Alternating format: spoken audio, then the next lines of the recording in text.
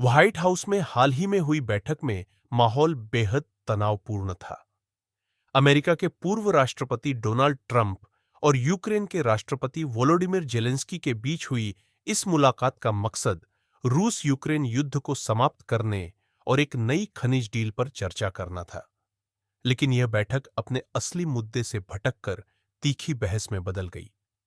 Trump का कहना था कि अमेरिका ने यूक्रेन को अरबों डॉलर की सैन्य मदद दी है, लेकिन इसके बावजूद यूक्रेन की ओर से कोई आभार प्रकट नहीं किया गया। वहीं जेलेंस्की का रुख स्पष्ट था। वो सुरक्षा की गारंटी के बिना युद्ध विराम को स्वीकार करने के लिए तैयार नहीं थे। इस बैठक के दौरान अमेरिका के उपराष्ट्रपति जेडी वेंस और जेलेंस्की के बीच भी बहस बढ़ गई।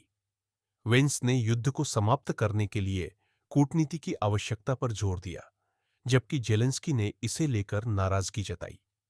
बैठक में माहौल इतना गर्म हो गया कि दोनों नेताओं के बीच तीखी नोकझोंक देखने को मिली।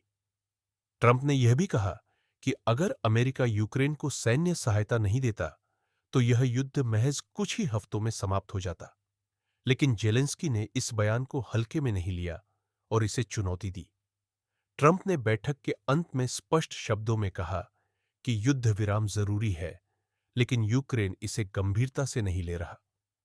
अब बड़ा सवाल यह है, क्या अमेरिका और यूक्रेन के बीच की इस खटास का असर युद्ध पर पड़ेगा?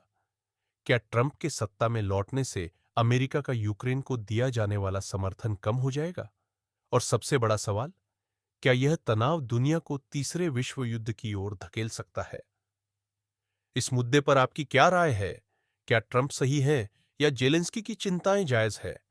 अपनी राय हमें कमेंट सेक्शन में जरूर बताएं और अंतर्राष्ट्रीय मामलों की ताजा अपडेट्स के लिए हमारे चैनल को लाइक और सब्सक्राइब करना न भूलें।